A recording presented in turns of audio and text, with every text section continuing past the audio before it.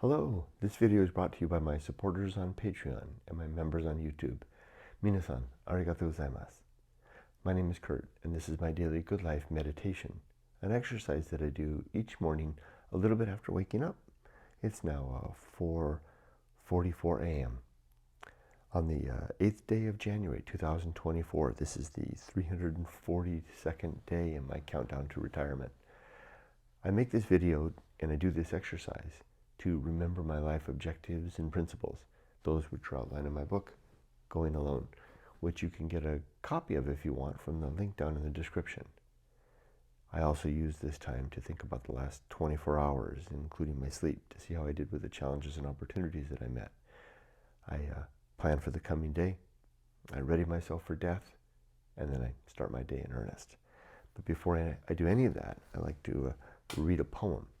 And today I'm going to read another inscription from Walt Whitman's Leaves of Grass. So right up here at the front of the book. Here we go. This is called As I Pondered in Silence.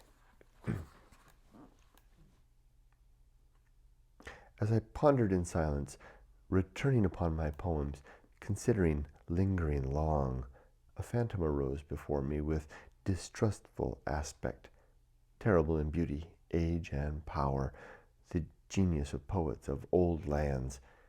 As to me, directing like flame in its eyes, with finger pointing to many immortal songs, in menacing voice.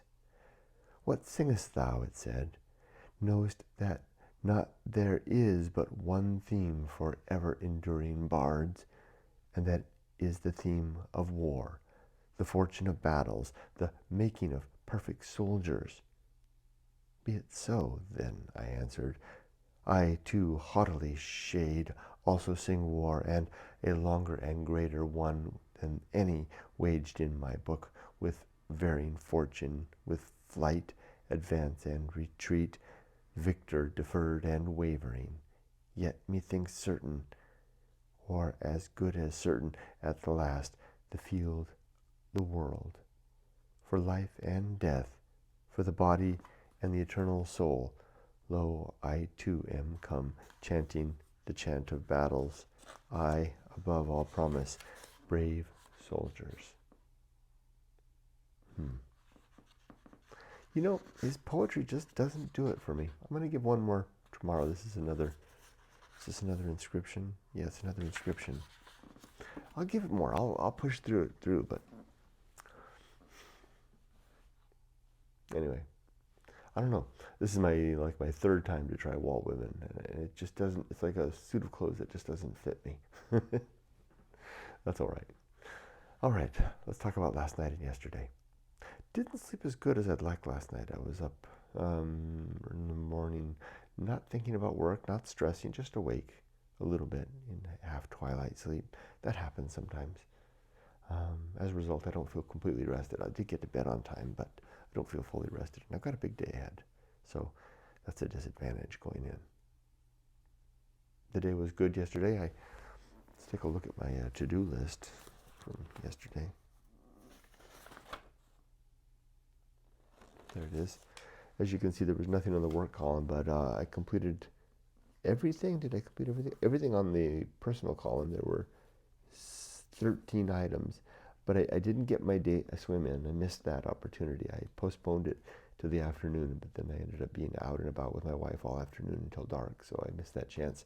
I did take care of the Shopify and the Keats book. The Keats book's ready to ship. The Shopify, I will be following up on that today. Did I include that on today's checklist? Yeah, I did. So it was a really productive day. I was busy all day yesterday for a Sunday. Good lunch, delicious lunch with Yumiko. She made a really good grilled cheese sandwich with a mix of cheeses. Those are really good. And a delicious soup. And then a great meal at evening. Good day. I noticed that Joanne was visiting my neighbor next 2 doors over, so that was good. She was being cared for. I can't think of anything else. Yesterday was a good. Oh, Yumiko and I had a really nice time. We went out to first one coffee shop, 3 coffee shops yesterday. We wanted to go to talk about a project that she's working on. So we wanted to sit in a nice coffee shop and have coffee and talk. So first we went to the bookstore in Belmont Heights. That was just crowded wall to wall. There was no room in the inn for us to sit. So then we moved to another bookstore not far away. Nobody was in there. It turns out they were closing in half an hour. And the service was not so good and the coffee was worse. So we moved on from there because closing time was coming. And we finally wound up at Panera Bread right back here in her neighborhood. And we had a nice time, found a little table, got some coffee. Finally, and we succeeded in doing what we were doing. It was a really good session with my wife of our own endeavors together towards helping her with her personal endeavor that she's going to be doing after we get back to Japan. That's all I can think of for yesterday. More walking like Caesar, yeah, that was happening too. Okay, let's do the good life. Today I'm going to focus on the principle called public speaking, and then I'll recite the creed. Here we go. It's been a while. I need to kickstart my brain for this one because it's been a while. I have just been reciting them without really thinking about them too much. So here we go. I open the book right up to the page. Look at that. There it is, public speaking. Each of the objectives and principles is laid out in the book, and there it is right there. I'll just read it this morning if I can do that if I want. It's my book after all. Okay, the principle of public speaking within the chapter called The Good Life of my book Going On. Principle, public speaking. Sub-principles, best words, prudence, felicity, eloquence, literature, rumor, and gossip. And a quote from the Bible, no less. To him that ordereth his conversation aright will I show the salvation of God. That's Psalm 50:23. Speak and communicate always as though any person being spoken of is standing directly before us and attentive to our every word. In this way we shall not gossip or pass idle time at the expense of another. Use few words and just the right words to cautiously convey our meaning in alignment with our thoughts and emotion, avoiding verbal flourish unnecessary to our intent, or the adornment of our ideas with words irrelevant to our more Spartan meaning. Read great writing for the benefit of example and precedent, and never spread stories or trade in the misfortune or folly of others. I'll leave it at that. Now, the objectives are 8 in number, as follows. To be always ready to die, to make good and effective use of time, to develop and maintain good and sound life principles, to cultivate good emotional reactions, to perform good actions, to recognize true limits and true opportunity, to do just one thing at a time, and do that thing slowly and deliberately and carefully, and to keep my balance. Now, for the 35 principles, here we go. Let's see if I can catch them all. War, reason, homunculus, anchor hold, home of good and evil. Purpose, atomic principle, nature, pirate ride, maturity. Social principle, family, public speaking, temperance. Life will not go well. The horror show, that which must be borne. The feast of Offal. Distraction, agency, and the great indifference. Now I'm forgetting this is the second day in a row that I'm forgetting the place to put in the principle called good gracious, and I forgot where I was. The best seat in the house. Where does that belong?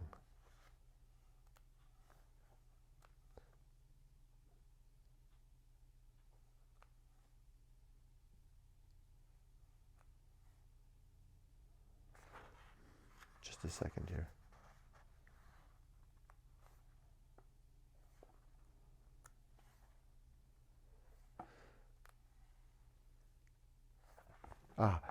Agency and the great indifference. The best seat in the house. Let me try this again. I'll start over. I'll move down here. War, reason, homunculus, anchor hold, home of good and evil. Purpose, atomic principle, nature, pirate ride, maturity. Social principle, family, public speaking. Wow, I'm just not remembering them this morning. I'll just carry on from the book then. Let me find it. Temperance, life will not go well. The horror show, that which must be borne. The feast of offal. Distraction, agency and great indifference. The best seat in the house. The restless man. The path of wildness. The great life adventure. The risk of avoiding risk. Sin and damnation. Complete oblivion. The season of philosophy. Script writing. Bullseye aim. The uphill climb. Arena and utility. Nothing is enough. The principle of fun. And being prepared or ready. Okay. Well, that was interesting. Okay, now as for today, I have 8 items on the personal side and 3 items on the work side. Make it 4. I want to do what I'm going to call a fiscal roundup. Okay.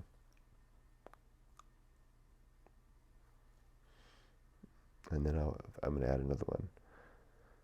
OA process. Okay, so on the personal side, you can see the 2 lists, personal and work. I know that it's just strange that my personal list is longer on a work day than my work list. That's because I can get through most of this before the day even starts. I've already got 2 of them, 3 of them done. The Bible, that's the next on the list. I've done YouTube comments, already complete. Meta comments, I've already answered all of those. Email, I've already answered all my email before I started any of this. I do that before I drink my coffee and do that to warm up before I turn the camera on. Then I'll read the Bible. Immediately when this is done, I'll do that. Then I'll complete my good life meditation. That's this. Upload this video. That'll be done. Then I'll update my journal. I'll do that as well before I start work.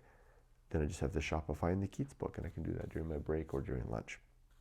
As for work, when I switch focus to work, I'll do my email. I'll work on my project story, which is a term that I use to describe the overall picture of the project. Then I have a meeting at 2 o'clock this afternoon with the chiefs. That's the leads of the project leads.